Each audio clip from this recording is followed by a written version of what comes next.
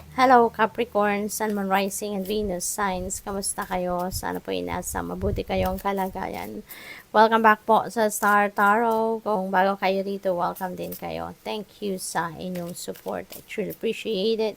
God bless you all. Capricorn, pauna mensahe ninyo, King of Wands in reverse. Ayan. So, parang frustrated, no? Ang iba sa inyo dito, restless, frustrated. Siguro meron kayong sitwasyon na kinaiinisan sa ngayon, or baka naiinis kayo sa sitwasyon, or baka naiinis kayo sa sarili ninyo kung papaano kayo nag-react siguro sa sitwasyon na ito, no? Kaya parang ano kayo, aligaga na hindi ninyo maintindihan. Yung may discomfort talaga, no? Yung hindi kayo at ease, no? Sa ano ninyo nararamdaman sa ngayon. Pero maganda naman ito si Empress Energy. Maganda ang sitwasyon pagdating sa kaperahang aspeto. Pamilya, maganda, no?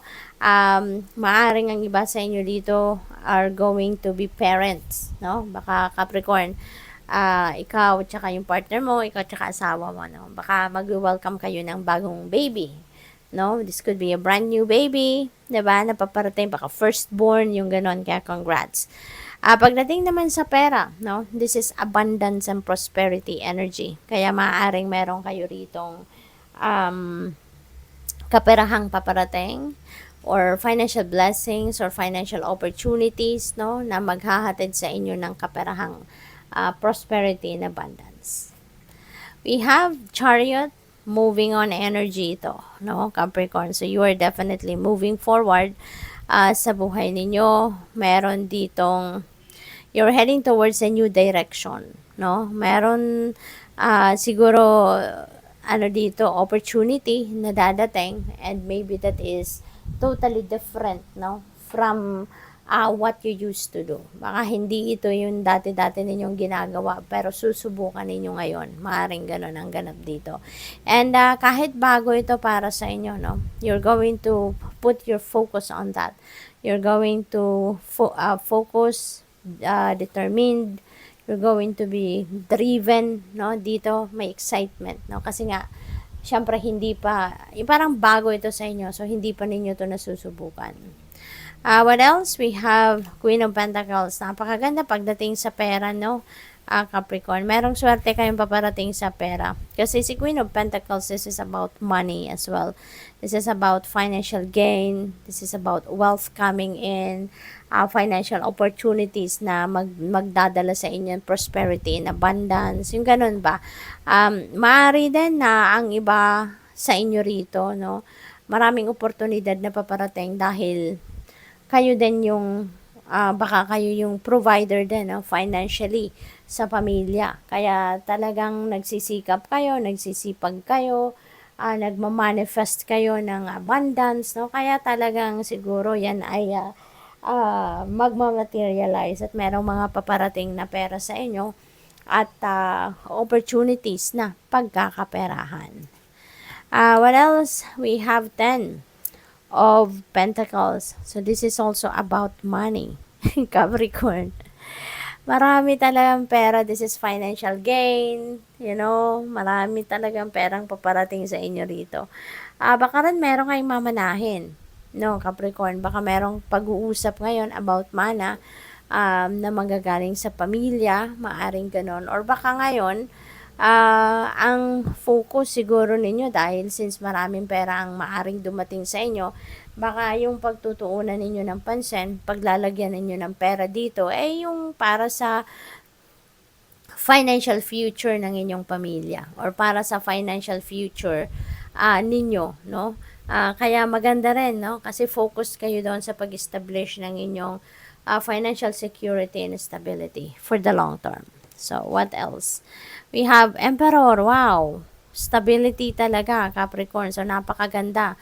Kasi, ano kayo? Siguro talaga, meron kayong solido or established na pinagkukuhanan ng pera. No? So, siguro yung negosyo ninyo, kung yun ang pinagkukuhanan ninyo, or trabaho, no? Maring ano kayo dyan, established na kayo sa source of income ninyo, sa source of money, no? Maring established kayo dyan. Kaya, ang ini-insure ninyo ngayon is yung yung financial future ninyo. Yung ma-establish din ninyo yung financial future. So, since meron kayong continuous inflow of money, kasi may source kayo na talagang established kayo dyan, kaya ma-insure ninyo yun na ma-establish din ninyo ngayon ng inyong financial future. So, napakaganda, no? At masipag kayo, matyaga kayo, madiskarte kayo, kaya pasasaan ba, talagang magtatagumpay kayo, lalo-lalo na pagdating sa pera.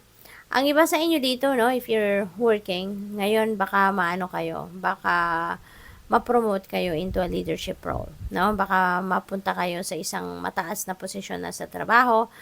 Maaari din ang iba sa inyo magiging tatay na, no?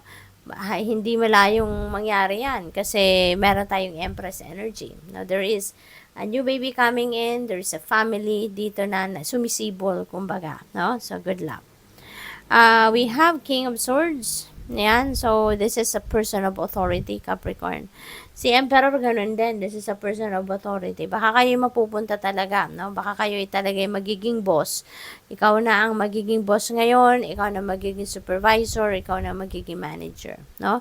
Baka kayo ay mapunta talaga sa mataas na posisyon sa trabaho sa ngayon, ano? So, or probably din ang iba sa inyo, baka meron kayong mga kakausapin ngayon na mga boss ninyo. Baka kayo ay may mga dealings with the people of or person of authority. Maaring ganon. What else? We have Queen of Wands. Ayan. So, siguro surrounded kayo with emotionally matured women, Capricorn. No? Marami siguro kayong tinuturing na mother figure ninyo, no, na laging nandyan, laging nakasuporta, maaring ganon. Or baka you are taking care of your mom. Baka meron kayong inaalaga ang nanay or sinusuportahang nanay, maaring ganon. With the Queen of Wands energy, ang maganda rito, kasi kung meron man kayong planong gawin, kung meron man kayong iniisip gawin sa ngayon, hindi ninyo to titigilan hanggat hindi ninyo mapagtagumpayan. You're really going to work hard for this, no? Parang ibubuhos nyo dito yung oras, panahon, attention ninyo para ma-achieve ninyo kung ano man ito. Kaya napakaganda. So, good luck. Thank you for watching. Love and light. Namaste.